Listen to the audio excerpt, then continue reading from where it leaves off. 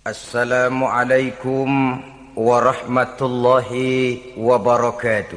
Waalaikumsalam warahmatullahi wabarakatuh. Bismillahirrahmanirrahim. Alhamdulillahi rabbil alamin. Wal aqibatu lil muttaqin. Wala udwana illa 'alal zalimin. والصلاة والسلام على أشرف الأنبياء والمرسلين إمام المتقين سيد الغر المحجلين وعلى آله وأصحابه المجاهدين الطاهرين أما بعد. Saudara-saudara kaum muslimin rahimakumullah. Nabi Musa alaihi salam adalah salah seorang nabi yang termasuk di dalam kelompok ulul azmi, 5 di antara yang terbesar. Beliau mendapat gelar kalimullah, artinya rasul yang pernah diajak dialog langsung oleh Allah Subhanahu wa ta'ala. Seperti yang kita maklum bahwa di zaman Nabi Yusuf alaihi salam, beliau membawa serta seluruh keluarganya untuk tinggal di Mesir. Maka berkembang biaklah keturunan Bani Israel di tanah Mesir. Sampai di zaman pemerintahan Ramses II yang merasa khawatir dengan semakin banyaknya keturunan Bani Israel di Mesir akan menghancurkan kekuasaan daripada kerajaannya. Ramses II inilah yang kita kenal sebagai Fir'aun di zaman Nabi Musa alaihi salam. Maka terjadilah kemudian kebijaksanaan yang tidak bijaksana. Orang-orang tua dari Bani Israel dikerjakan secara paksa, membangun bangunan-bangunan mercusuar. Kemudian bayi-bayi dari Bani Israel dibunuh. Orang tuanya disuruh kerja paksa, bayi laki-lakinya dibunuh. Dengan target agar Bani Israel hapus dari permukaan bumi ini. Tetapi kehendak Allah pasti juga akan terjadi. Maka lahirlah Nabi Musa alaihi salam, yang kelahirannya disembunyikan oleh orang tuanya dari pengetahuan umum. Namun bagaimanapun disembunyikan, kekhawatiran itu datang juga di hati ibu Nabi Musa alaihi salam. Allah kemudian memberikan ilham kepada ibu daripada Nabi Musa. Masukkan anakmu ke dalam satu peti, hanyutkan di sungai Nil. Itu dilakukan oleh ibu Nabi Musa alaihi salam. Dimasukkannya bayi Musa ini ke dalam peti, ditutup rapat, dihanyutkan di sungai Nil. Kemudian ibu tadi memerintahkan saudara perempuannya untuk mengikuti kemana peti ini hanyut di bawah arus sungai Nil. Adapun peti ini kemudian hanyut dibawa oleh arus sungai Nil memasuki istana Fir'aun. Maka permaisuri atau istri daripada Fir'aun melihat peti hanyut itu, diperintahkan tentaranya untuk mengambil peti tadi. Manakala peti terbuka, berisi seorang bayi laki-laki yang sangat mungil, sangat gembiralah istri daripada Fir'aun. Diusulkannya kepada suaminya agar bayi laki-laki tadi diambil saja, dijadikan sebagai anak angkat, dipelihara dan dibesarkan dalam istana. Fir'aun menerima usul daripada istrinya. Maka sejak saat itu dijaga, dipelihara dan dibesarkanlah Nabi Musa alaihi salam di lingkungan istana Fir'aun laknatullah alaihi. Begitulah ia memasuki masa remajanya, tumbuh sebagai anak angkat daripada Fir'aun dengan segala fasilitas yang serba cukup di dalam istana Fir'aun. Sampai pada masanya di mana ia kemudian menyadari bahwa ia sebenarnya bukan dari keturunan orang-orang Mesir, tapi berasal dari keturunan Bani Israel. Sehingga satu hari ketika ia keluar dari istana, ia bertemu dengan orang yang sedang bertengkar. Satu dari keturunan Bani Israel, satu lagi dari orang Mesir. Musa membantu orang Israel ini melerai perkelahian, tapi kemudian Nabi Musa memukul orang Mesir tadi, dan memang hebat, sekali pukul mati. Saudara-saudara, tidak sengaja Nabi Musa itu hanya memukul, memberikan peringatan, tapi mati. Ini disembunyikan oleh Nabi Musa, tapi bagaimanapun disembunyikannya, akhirnya toh tahu. Apalagi Fir'aun sejak awal memang sudah mendapat firasat. Jangan-jangan inilah yang banyak diramalkan oleh dukun-dukunku, ahli nujum di istanaku, bahwa akan lahir seorang anak laki-laki dari keturunan Bani Israel yang akan menghancurkan kekuasaanku, memusnahkan kerajaanku. Jangan-jangan ini orangnya. Sejak hari pertama menemukan bayi Musa, Fir'aun sudah punya firasat ke arah itu. Tapi karena kalah oleh desakan istrinya, maka diterimalah Musa untuk dibesarkan di dalam lingkungan istana. Sehingga akhirnya oleh karena perasaan bersalah ini, Nabi Musa melarikan diri. Melarikan diri dari istana Fir'aun setelah nyata-nyata bahwa dia memang keturunan Bani Israel. Melarikan dirilah Nabi Musa alaihi salam keluar dari Mesir menuju negeri Madian. Di dalam pengembaraannya, saudara-saudara, di satu lembah, Nabi Musa ketika itu belum menjadi nabi. Pemuda Musa ketika itu sedang beristirahat. Dari kejauhan dilihatnya orang sedang berdesak-desakan. Rupanya adalah pengembala-pengembala kambing yang akan mengambil air dari dalam sumur. Mereka berdesak-desakan, berebut karena sumur cuma satu, yang ngambil air kelewat banyak. Di antara desakan-desakan orang itu, Nabi Musa melihat dua orang wanita kakak beradik minggir saja, tidak ikut berdesak-desakan. Nabi Musa menghampiri dua wanita tadi. Kamu sedang apa di sini? Kami sebenarnya ingin mengambil air. Kenapa tidak ikut berdesak-desakan? Itulah soalnya. Mereka laki-laki semua, gagah perkasa pula. Kalau kami ikut berdesak-desakan, bagaimana jadinya kami? Biarlah kami mengalah menunggu sampai mereka selesai semuanya, baru kami akan mengambil air. Mengertilah Nabi Musa bahwa wanita kakak beradik ini demikian halus akhlaknya. Gak mau berdesak-desakan sama orang laki. Budi pekertinya sedemikian luhur. Tungguin aja dah, ntar juga beres. Kalau semua udah kan pada minggir, kita nggak pakai berdesak-desakan. Saudara hadirin, menyadari kodrat kewanitaannya, sehingga berdesak-desakan itu saja sudah dianggap bisa mengurangi citranya sebagai wanita. Biar dia ngalah aja, tungguin ntar juga rapi. Bukan malah ikut ngerangsek. Enak nih berdesakan sama orang laki nih, lumayan nih.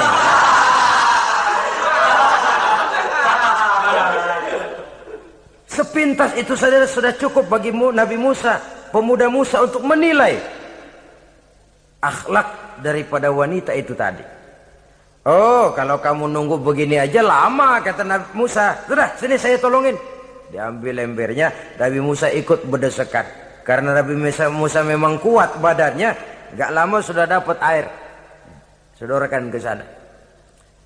Si wanita segera tahu bahwa pemuda ini begitu baik budi pekertinya, mau menolong orang yang dalam kesusahan. Akhirnya, bagaimana kalau kamu ikut saja ke rumah saya? Bapak saya sudah tua, senang hatinya kalau kamu ikut ke rumah, kenalan sama bapak saya. Ayolah, ayolah, berangkatlah. Dalam perjalanan, si wanita ini berjalan duluan, Nabi Musa di belakang. Kemudian Nabi Musa bilang, sebentar, saya duluan, kamu belakangan. Kenapa rupanya?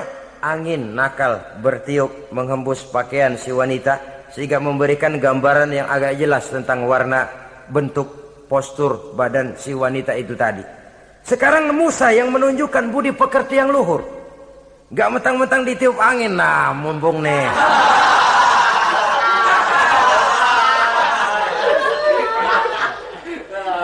rezeki nih kapan lagi nyari yang begini ya. Jadi dua-duanya sudah menunjukkan satu akhlak yang sangat luhur. Dan manakala sampai di rumah si wanita kakak beradik tadi, diceritakanlah halnya bahwa dia ditolong oleh seorang pemuda. Inilah orangnya. Sangat bersukacitalah hati orang tua kedua wanita itu tadi.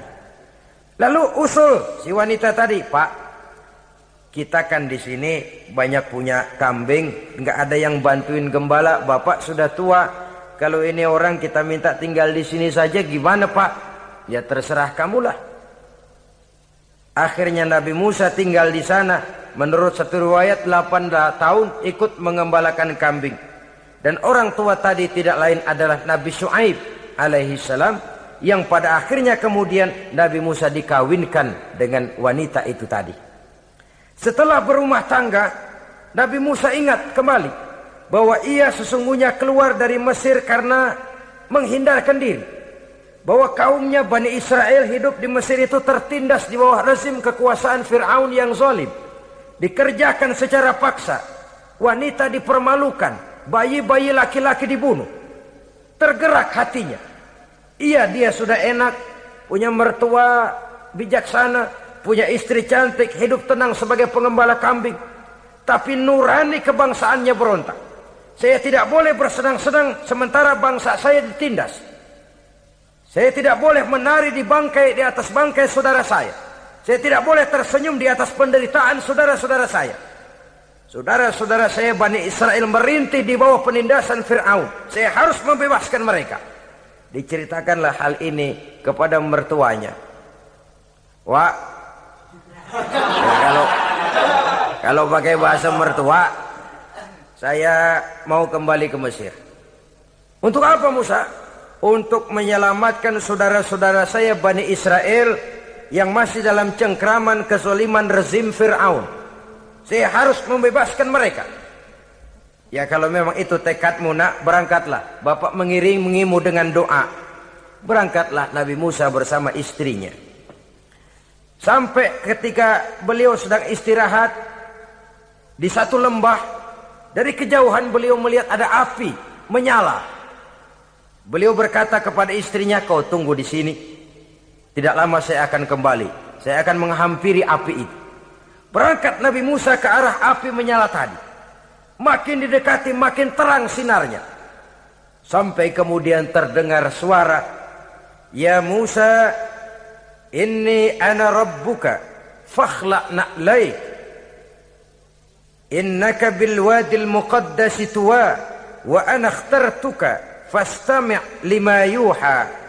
Wahai Musa, akulah Tuhanmu, bukalah terompahmu. Sesungguhnya engkau berada di satu lembah yang disucikan bernama lembah tua. Aku telah memilihmu Musa, dan sekarang dengarlah apa yang diwahyukan kepadamu. Pada saat itulah turun wahyu pertama, dan resmilah sudah Nabi Musa diangkat menjadi Rasul oleh Allah Subhanahu wa ta'ala. Di satu lembah di Bukit Tursina. Apa wahyu yang pertama turun? Bunyinya, innani anallah la ilaha illa ana fa'budni. Sesungguhnya aku inilah adalah benar-benar Tuhanmu.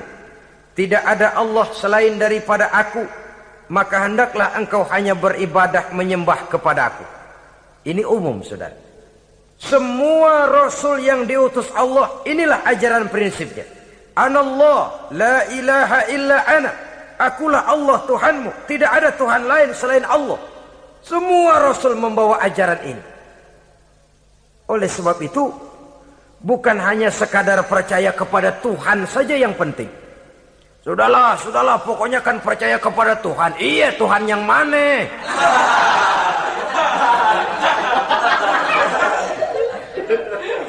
Sebab kalau sekadar percaya kepada Tuhan, rasanya semua agama percaya kepada Tuhan. Begitulah orang Hindu percaya kepada Tuhan, tapi Tuhan menurut mereka Trimurti, Wisnu, Shiva, Brahma. Orang Buddha percaya kepada Tuhan, tapi Tuhan dalam pandangan mereka ada Tuhan kecil Hinayana, ada Tuhan besar Mahayana. Orang Majusi juga percaya kepada Tuhan. Tapi Tuhan dalam pandangan mereka, ada Tuhan kebaikan namanya Ahriman, ada Tuhan kejahatan namanya Ahura Mazda. Orang Nasrani juga percaya kepada Tuhan, tapi Tuhan kata mereka dalam bentuk Trinitas. Tuhan Anak, Tuhan Bapa, Ruhul Kudus. Ini semua Tuhan dalam pandangan mereka. Jadi kalau sekadar percaya kepada Tuhan, percaya kepada Tuhan, percaya kepada Tuhan, Tuhan yang mana? Itu yang prinsip. Itu yang prinsip. Sebab salah kita dalam mempercayai Tuhan, kita akan terjebak ke dalam penyakit. Kalau tidak kufur, syirik. Dan dua-dua itu bapak moyangnya dosa.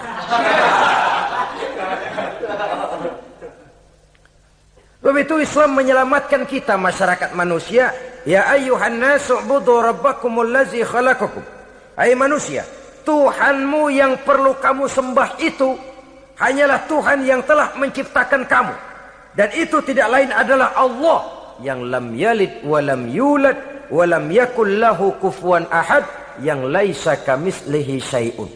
Ia tidak beranak, ia tidak diperanakkan, dan ia tidak bisa diserupakan dengan apapun. Dialah Allah itu.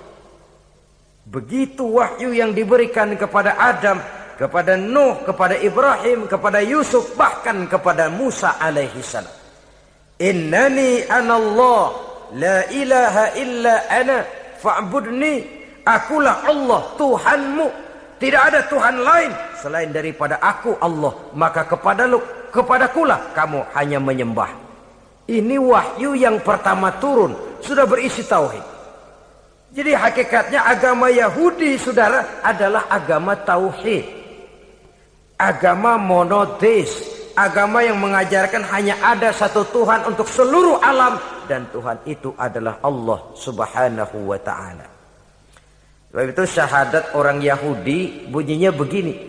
Shema Yisrael, Yahweh Elohenu, Yahweh Echad. Ini syahadatnya orang Yahudi. Itu perbedaan bahasa Suryani Ibrani dengan bahasa Arab. Kita Isma itu bahasa Arab, dia Shema. Isma, Shema. Shema Yisrael, Yahweh Elohenu, Yahweh Echad. Ahad Echad.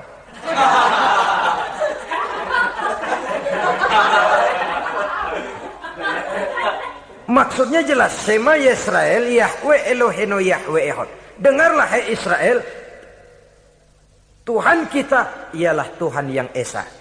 Yahweh kata mereka, Tuhan kita ialah Tuhan yang Esa. Esa tunggal, tidak beranak, tidak diperanakkan.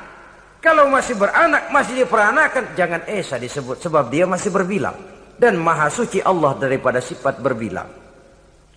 Jadi asas dari seluruh misi yang dibawa oleh Rasul yang 25 itu sama.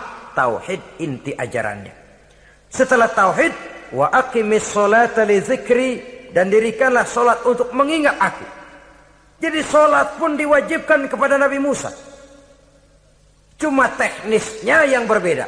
Bagaimana solat di zaman Nabi Musa, bagaimana solat di zaman Nabi Sulaiman, bagaimana solat di zaman Nabi Muhammad. Prinsipnya sama, solat. Teknisnya yang berbeda. Di zaman Nabi Sulaiman, konon solat itu tidak pakai ruku, tidak pakai sujud. Diri saja. Makanya Nabi Sulaiman itu menurut riwayat meninggalnya dalam posisi berdiri. Artinya apa? Dalam keadaan solat beliau itu. Bukan diri ngejedek kayak kita nungguin bus, bukan.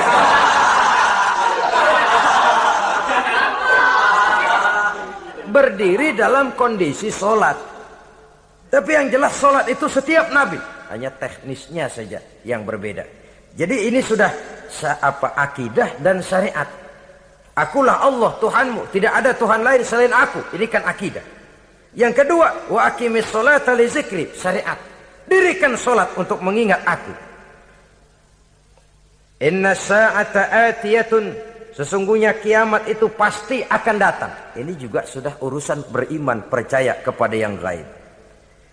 Saudara-saudara kaum muslimin rahimakumullah. Setelah mendapat wahyu ini, turunlah perintah Allah kepada Nabi Musa. Apa kata Allah? Izhab ila fir'auna innahu tagha. Sekarang Musa, berangkatlah kamu menuju Fir'aun. ia telah melampaui batas. Berangkatlah kamu ke sana Musa, hadapi Fir'aun, sampaikan dakwah ini. Ia telah melampaui batas. Innahu tagha, ia telah berlebih-lebihan. Nah, saudara-saudara, jadi dua fungsi sudah. Kalau pada mulanya Nabi Musa berniat kembali ke Mesir hanya untuk membebaskan kaumnya Bani Israel, sekarang malah bertambah. Tidak hanya sekedar itu, malah lebih utama adalah menyampaikan risalah, menyampaikan misi kerasulannya, menyadarkan Fir'aun, menegakkan tauhid, mengembangkan syariat. Bertambahlah tugas Nabi Musa sebagai pejuang bangsa, juga sebagai mujahid, pejuang agama. Pada mulanya sebagai pejuang bangsa tuh, artinya Nabi Musa ini kembali kepada Fir'aun di Mesir, tujuannya tadi kan cuma untuk membebaskan Bani Israel kaumnya. Ini pejuang bangsa. Tapi di tengah jalan ia mendapat wahyu. Berangkat kau kepada Fir'aun, innahu tagha, ia telah melampaui batas. Sadarkan dirinya, canangkan tauhid, sampaikan syariat. Bertambahlah tugasnya. Lebih daripada sekedar pejuang bangsa, ia juga pejuang agama, pejuang tauhid. Dwi fungsi.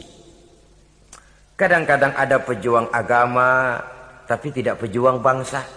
Kadang-kadang ada pejuang bangsa tapi tidak pejuang agama. Nah, saudara-saudara kaum muslimin rahimakumullah, idealnya ya kedua-duanya. Ya pejuang agama, ya pejuang bangsa juga. Mendapat tugas seperti ini, apa permohonan Nabi Musa alaihi salam? Beliau berkata, qala rabbi shrah li sadri wa yassir li amri wahlul 'uqdatam min lisani yafqahu qawli waj'al li waziran min ahli Haruna akhi usdud biha uzri. Ini permohonan Nabi Musa ketika dilantik menjadi rasul, diberikan tugas, berangkat kau ke Mesir, sampaikan risalah ini kepada Fir'aun karena ia telah melampaui batas. Apa permohonan Nabi Musa? Rabbi syrah li sadri, ya Allah, lapangkan hati saya. Wa yassir li amri, mudahkan urusan saya. Wahlul 'uqdatam min lisani, buka kebekuan lidah saya. Yafqahu qawli, sehingga mereka mengerti apa yang akan saya bicarakan. Ini kondisi dasar. Memulai satu perjuangan dengan persiapan dasar. Apa permohonan pertama? Isyrah li sadri, lapangkan jiwa saya. Menghadapi musuh dengan jiwa yang lapang itu penting. So, kalau kita menghadapi musuh dengan jiwa yang sempit, kita sudah kalah sebelum perang. Menghadapi musuh dengan jiwa yang lapang, artinya masih berharap kalau dia mau mengikuti ajaran ini. Jadi pada tahap pertama itu datang bukan sebagai orang yang mau membasmi, tapi sebagai orang yang mau menyelamatkan. Ini perlu jiwa yang lapang. Sebab dakwah Nabi Musa itu kan pertama menyadarkan Fir'aun dulu.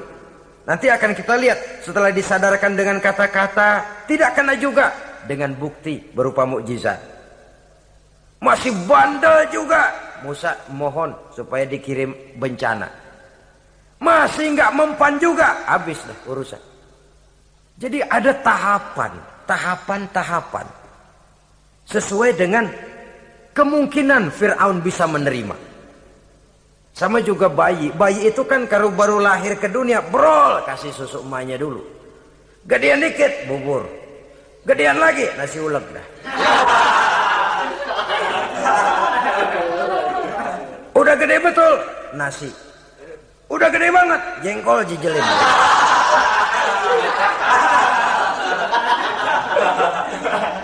Jadi ada semacam tahapan. Kalau begitu lahir dikasih jengkol kan habis. Peringatan dulu. Setelah peringatan, bukti berupa mukjizat. Dihadapkan dengan sihir, menang mukjizat. Masih tidak mempan juga, teguran, dikirimkan azab, dikirimkan bencana. Masih tidak mempan juga, sudah ditenggelamkan oleh Allah di Lautan Merah. Itu akan kita ceritakan kemudian nanti. Jadi apa yang diminta oleh Nabi Musa, ya Allah, lapangkan hati saya menghadapi Fir'aun ini. Fir'aun CS, Fir'aun, Haman dan lain-lain.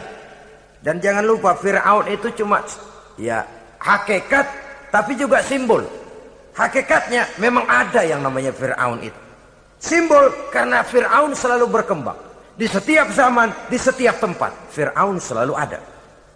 Cuma liciknya Fir'aun ini kemana dia pindah, ke situ dia ganti nama.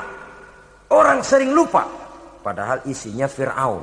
Namanya bisa Hitler, namanya bisa Mussolini, namanya bisa Stalin.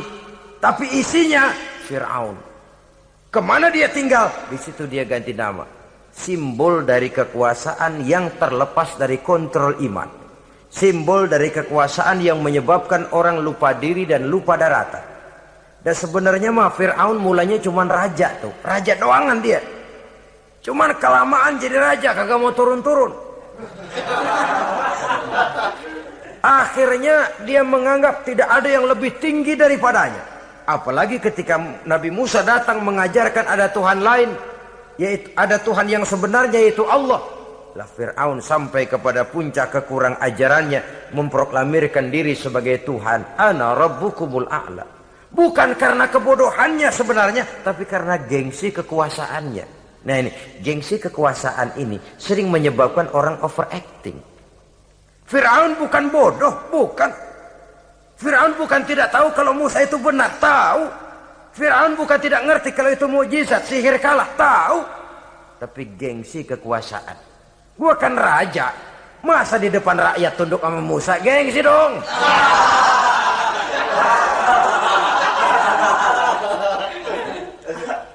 Cobalah lihat, gengsi kekuasaan sering membuat orang mau menginjak-injak kebenaran. Mau membohongi hati nuraninya sendiri. Mau membohongi kolbinya, hatinya.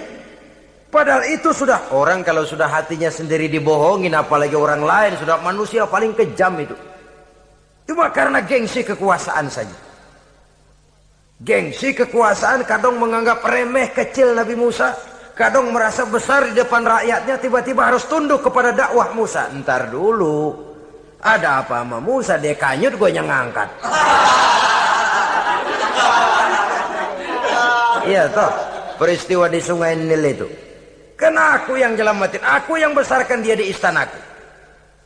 Gengsi kekuasaan sering menyebabkan orang overacting. Bukan karena kebodohannya, dia tahu itu benar. Tapi dia berat untuk mengikutinya. Kenapa? Gengsi kekuasaan. Inilah watak Fir'aun. Oleh sebab itu Nabi Musa minta, ya Allah, lapangkan hati saya menghadapi orang kayak Fir'aun ini. Wa yassirli amri, dan mudahkan urusan saya. Nah, ini orang berjuang itu saudara, setelah segala taktik dan strategi dibicarakan, segala persiapan fisik disiapkan, jangan lupa wa yassirli amri, ya Allah mudahkan urusan saya. Sebab sepanjang yang bisa kita lakukan hanyalah berusaha dan berusaha. Kepastian, ketentuan, hak prerogatif daripada Allah Azza wa Jalla.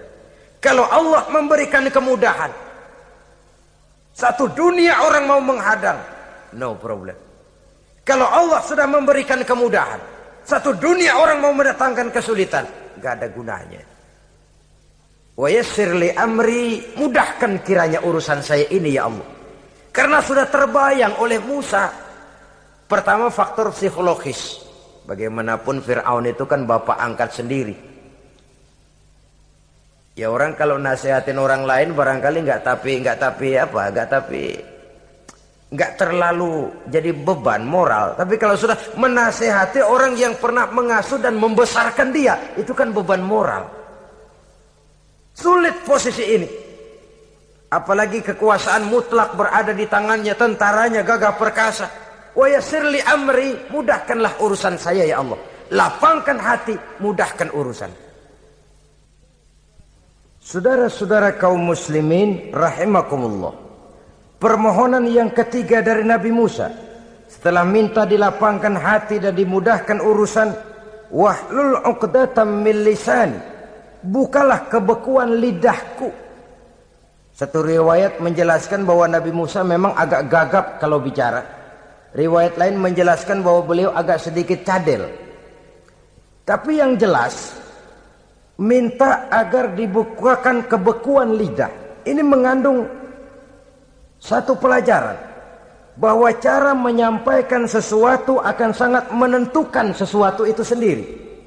Sesuatu yang baik, kalau salah cara kita mengucapkannya, salah cara kita menyampaikannya, jadi tidak baik kesan orang. Ini soal ucapan. Soal hati itu Allah saja yang tahu. Tapi kan orang sebelum tahu hati ini, omongan yang didengar, tingkah laku yang dilihat. Maka ini yang diminta oleh Nabi Musa alaihissalam. Misi risalah ini berat. Menyampaikan pesan ilahi ini tidak ringan. Kalau salah saja ngomong, akan timbul kesalah pengertian. Oleh sebab itu, wahlul 'uqdatam min lisani, bukalah kebekuan lidah saya ini, supaya lancar bicara untuk menyampaikan yang hak, menghancurkan yang batil. Cara kita menyuguhkan sesuatu sangat menentukan sesuatu itu sendiri. Saudara datang ke rumah saya, yang saya suguhkan cuma segelas teh pahit dan singkong goreng, tapi kalau dengan kata-kata yang menyentuh, enak didengar telinga, nggak berasa tuh singkong goreng. Sebaliknya yang disuguhkan makanan mahal, mewah, lezat, caranya kasar, omongannya nggak enak didengar. Makan dah sikat abisin deh, gue tau lu lapar, abisin deh.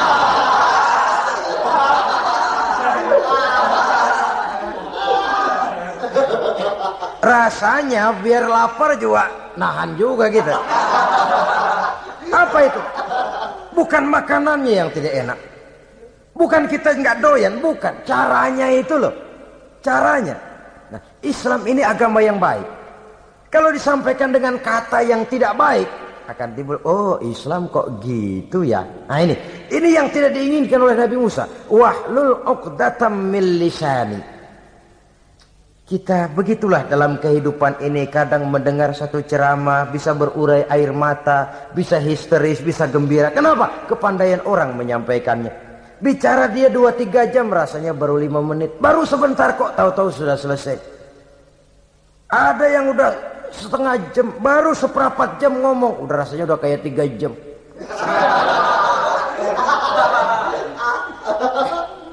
Kita udah berbisikkan, udah dah. Wahlul 'uqdatam min lisani. Targetnya apa? Yafqahu qauli, agar mereka memahami. Tentu lawannya agar mereka tidak salah mengerti, agar mereka tidak salah paham. Sebab kalau misi ini diterima dengan salah paham, dakwah tidak nyambung. Maka ini doa banyak dibaca, diamalkan oleh orang-orang mimbar yang sering pidato. Lapang hati melihat kerumunan orang banyak, tapi nggak dak-dikduk, nggak kena demam mimbar. Udara dingin tapi keringat, baju basah. Saudara hadirin yang saya hormati, lalu permohonan yang selanjutnya daripada Nabi Musa alaihissalam, waj'al li waziran min ahli, dan jadikanlah bagiku seorang pembantu dari keluargaku. Siapa? Harun akhi, dia tidak lain adalah saudaraku Harun. Usdud biha uzri, akan saya limpahkan kepadanya segala beban-beban yang saya derita. Artinya orang berjuang perlu teman, nggak bisa sendirian. Nggak, bagaimanapun hebatnya kita tetap memerlukan bantuan daripada orang lain. Sendiri memang lebih baik daripada berteman orang jahat. Tapi berdua lebih baik daripada sendiri. Bertiga lebih baik daripada berdua. Makin banyak, makin baik. Untuk satu persoalan yang besar, memerlukan kebersamaan. Begitulah Nabi Musa memberikan contoh. Saya tidak bisa berjuang sendiri. Saya minta dibantu oleh saudara saya Harun. Jadikan dia pembantu saya.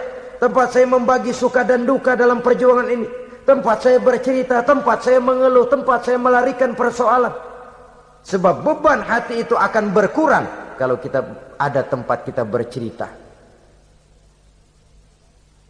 Nah, saudara-saudara, berangkatlah Nabi Musa ke Mesir. Kemudian mulai menyampaikan dakwahnya kepada Fir'aun, laknatullah alaih. Fir'aun mendengar Musa datang kembali. Kemudian terjadilah forum dakwah itu. Apa kata Fir'aun? Musa, kamu kemana saja? Saya pergi ke Madian. Apa yang kamu lakukan? Begini, begini, begitu. Kamu melarikan diri? Pada mulanya iya. Dan sekarang apa maksud kamu datang kembali ke Mesir? Semula saya ingin membebaskan kaum saya Bani Israel. Lalu saya kemudian menerima wahyu dari Allah. Ditugaskan, diperintahkan langsung oleh Allah, Sang Maha Komandan, untuk datang menemui Tuhan, menyadarkan Tuhan dari kesesatan selama ini. Siapa Allah itu Musa? Allah adalah Tuhan saya dan Tuhan juga dan Tuhan seluruh alam ini. Baru nih Musa. Saya baru dengar nih. Ada yang begini nih. Tuhanlah pakai nggak kelihatan. Tuhanlah cuma satu. Yang Tuhannya banyak aja masih kelaparan.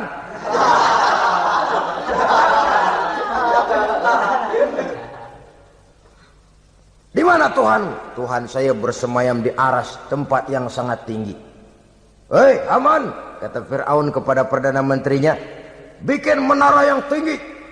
Bikin rakyat kerja paksa lagi, bikin menara tinggi. Naik Fir'aun ke atasnya, melepas panah dari atasnya.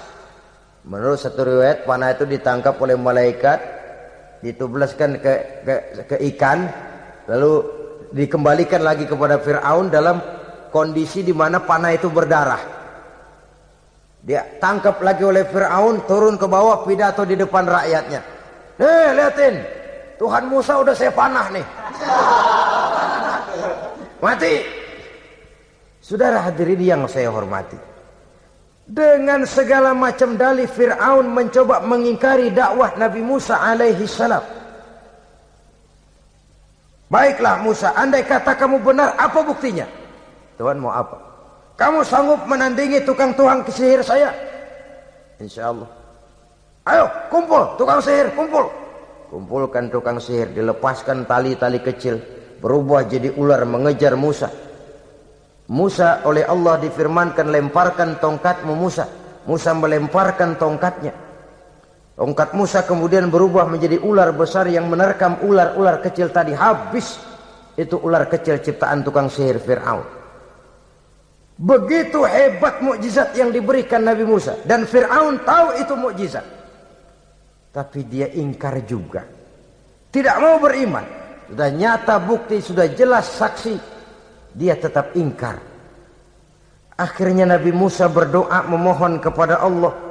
Rabbana innaka ataita fir'auna wa mala'ahu zinatan wa amwalan fil hayatid dunya.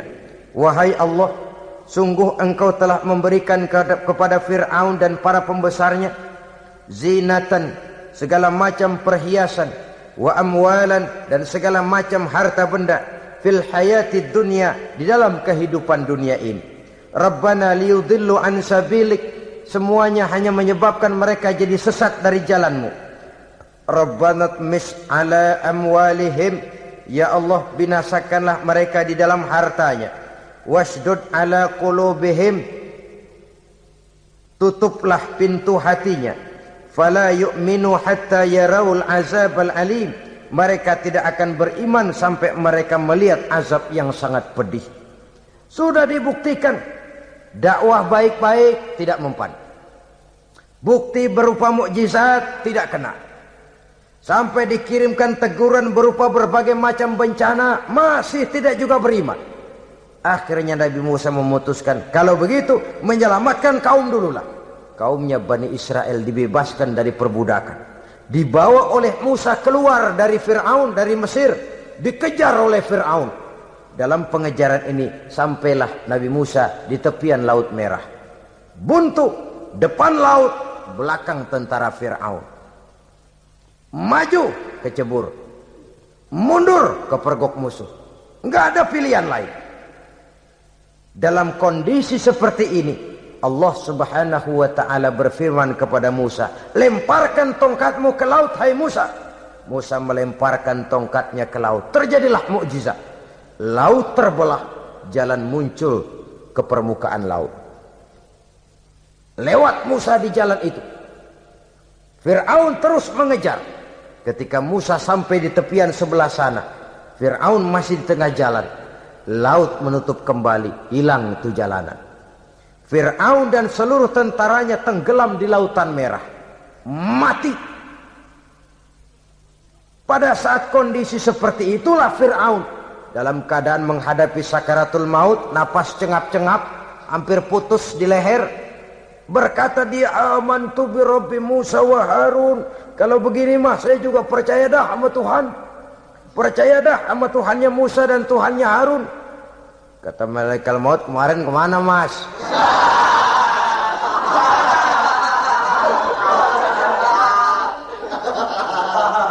Sudah gini hari baru mau percaya, terlambat. Terlambat. Akhirnya Fir'aun mati. Mati, tapi badannya utuh. Allah berjanji, wa kadzalika nunajjika bi badanika litakuna liman khalfaka ayah. Kami selamatkan badanmu Fir'aun agar menjadi pelajaran bagi orang-orang sesudah kamu nanti. Fir'aun mati, tapi badannya selamat terdampar di tepi pantai. Oleh rakyat Mesir, wah ini raja kita nih. Raja kita, ketemu. Hidup, mati.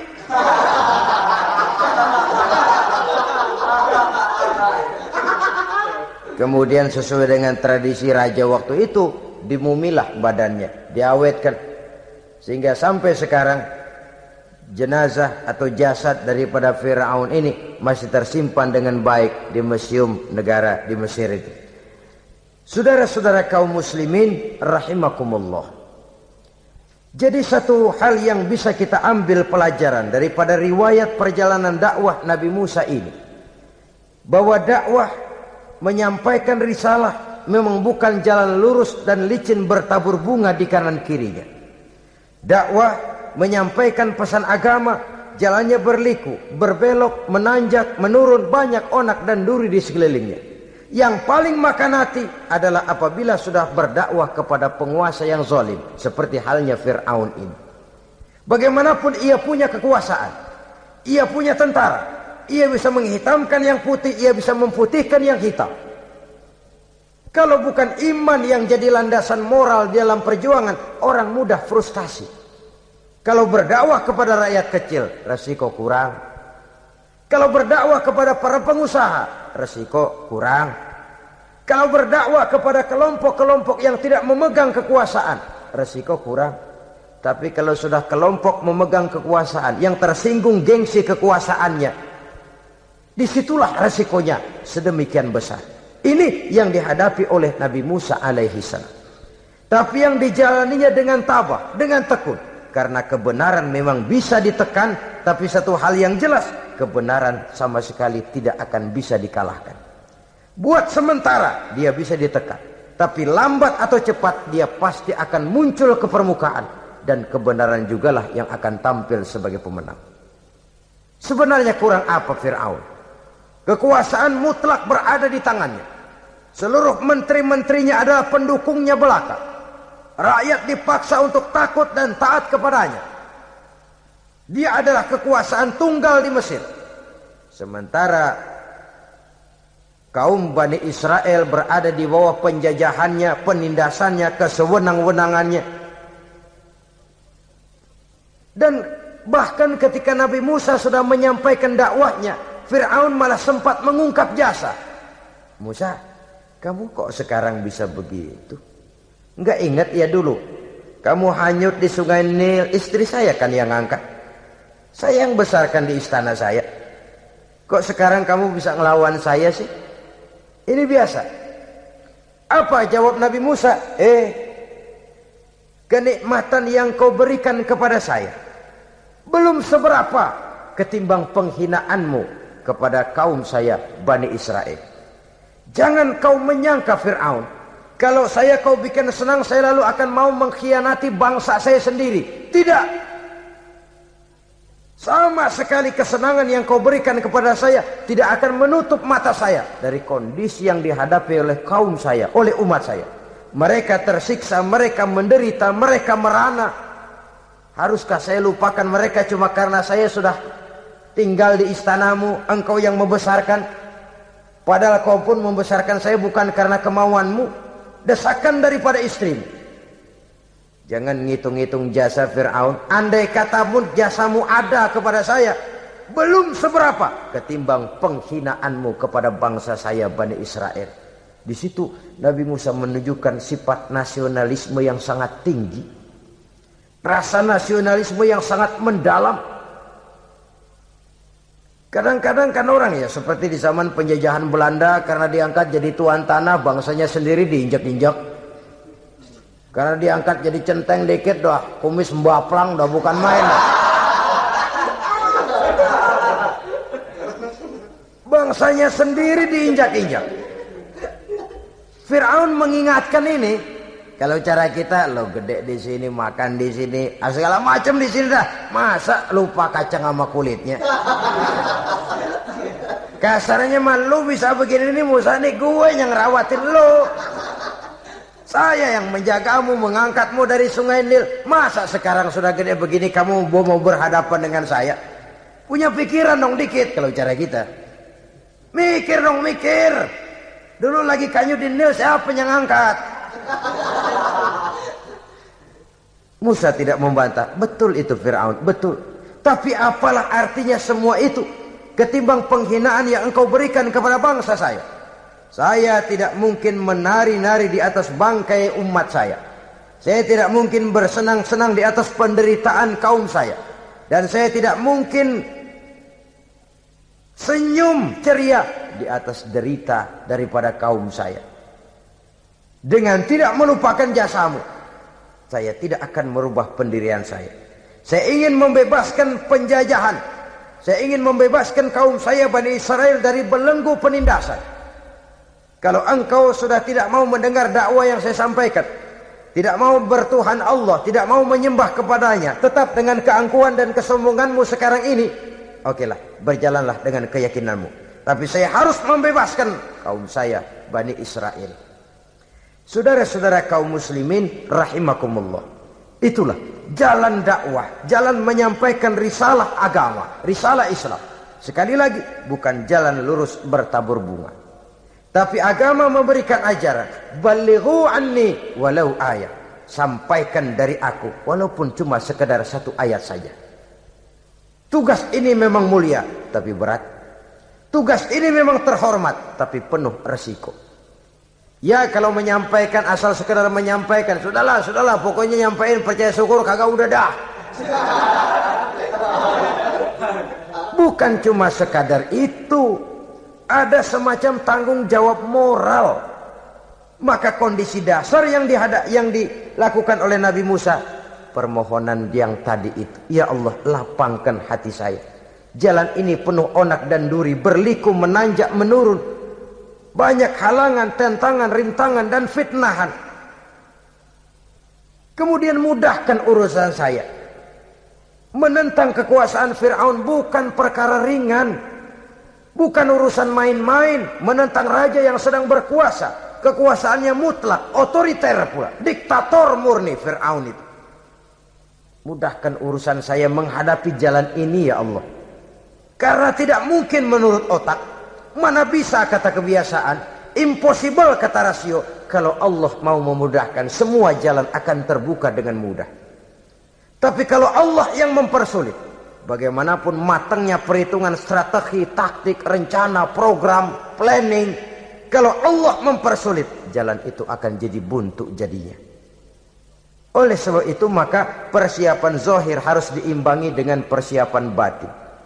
Untuk menegakkan sesuatu yang hak, menghancurkan sesuatu yang batil, sebagaimana yang dilakukan oleh Nabi Musa alaihi salam ini.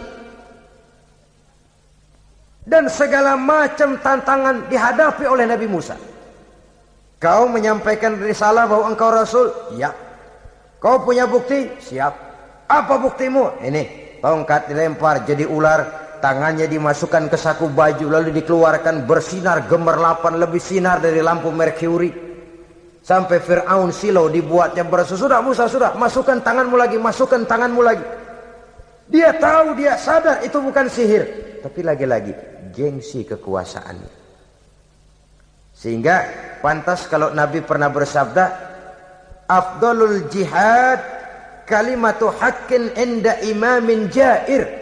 Jihad yang paling besar adalah mengucapkan kebenaran di depan penguasa yang zalim.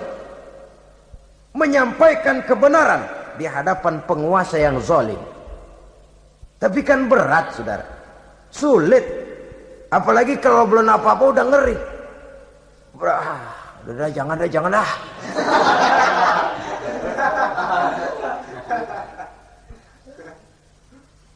Itu sebabnya Ishrah li sadri, lapangkan hati saya.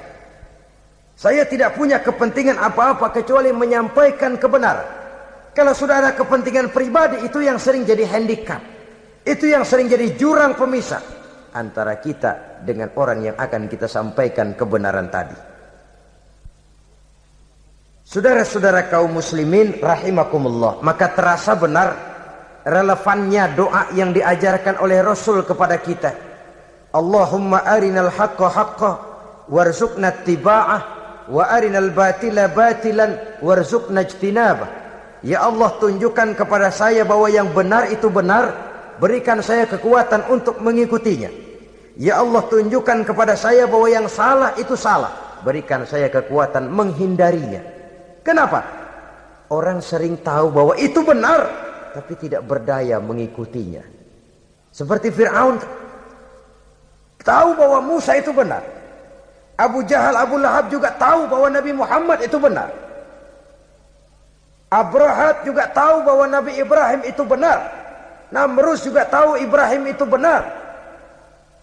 Tapi mereka tidak berdaya mengikuti kebenaran karena gengsi kekuasaannya. Kadang kita tahu bahwa itu salah itu. Tapi karena dilakukan oleh orang yang punya kekuasaan, kita lalu tidak berdaya menghindarinya, malah terjebak ikut-ikutan salah. Lalu menghibur-hibur diri, sudahlah, tak ada gading yang tak retak.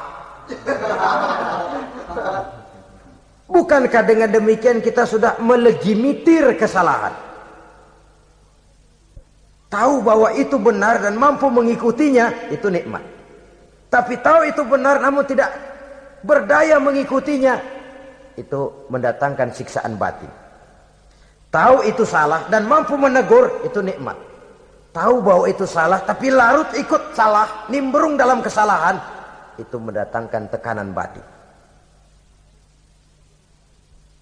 Jadi tahu kebenaran itu penting, tapi terketuk hati mengikuti kebenaran itu jauh lebih penting.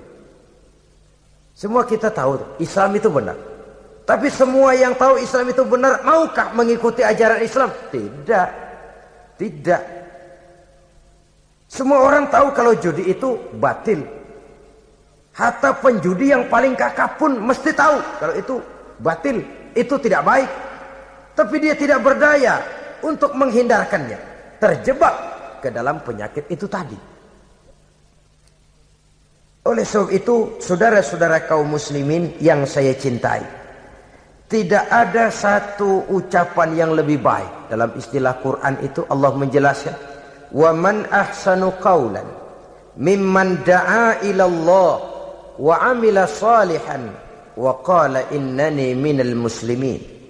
Ucapan siapakah yang lebih baik dalam hidup ini selain daripada mimman da'a ila Allah, selain daripada ucapan orang-orang yang menyeru ke jalan Allah, orang-orang yang menyadarkan kepada agama, ini jalan Allah, mari ikuti, itu jalan setan, mari tinggalkan. Wa amila salihan, tidak cukup sekedar berdakwah mengajak orang ke jalan Allah, dia juga beramal soleh. Dia bangun rumah sakit, dia bangun madrasah, dia bangun masjid, dia makmurkan majelis taklim, dia santuni yatim piatu. Wa qala innani minal muslimin, seraya berkata, saya termasuk orang yang berserah diri kepada Allah. Da'a ila Allah wa amila salihan wa qala innani minal muslimin. Menyerukan manusia ke jalan Allah, beramal soleh, dakwah bil hal kata orang sekarang. Kemudian mereka pada akhirnya berkata, kami adalah sekelompok orang-orang yang sudah berserah diri kepada Allah. Segalanya diserahkan kepada Allah. Lahirlah kedamaian rohani, ketegaran pribadi, ketentraman batin di dalam dia melaksanakan tugasnya. Kalau tidak, maka nanti ya tuh orang kan gua ajak baik-baik nyuruh sembahyang, ngapa gua dimusuhin? Dipikirin, kurus dah. ampek aja dah. Makan hati. Soal orang mau beriman atau tidak itu bukan urusan kita. Tugas kita hanya sekedar penyampai. Tugas Rasul hanya sekedar penyampai. Kalau dakwah sudah disampaikan, metode sudah disusun, pendekatan sudah baik, tapi orang tidak mau beriman, Allahumma inni qad ballaghtu, ya Allah sudah saya sampaikan, ya Allah sudah saya peringatkan, ya Allah sudah saya sampaikan, ya Allah sudah saya tegur. Kalau toh tetap begitu juga, sudah saya sampaikan ya Allah. Di sana kelapangan lalu tumbuh.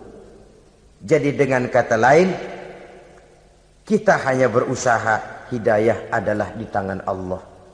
Oleh sebab itu, kita ini termasuk yang bersyukur telah mendapat limpahan hidayah ini.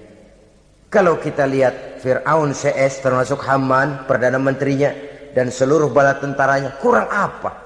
Mereka lihat mukjizat. Mereka saksikan kebesaran Allah. Di dunia juga mereka sudah dikirim bencana, teguran kepada mereka, entah tidak juga beriman. Dan strategi Nabi Musa mula-mula dialog, diajak ngomong, diajak bicara, diajak mikir, tukar pikiran. Allah itu begini-begini, oh tidak bisa, iya begini-begitu. Masih tidak percaya juga, dibuktikan mukjizat, tongkat jadi ular, tangan bisa mengeluarkan sinar.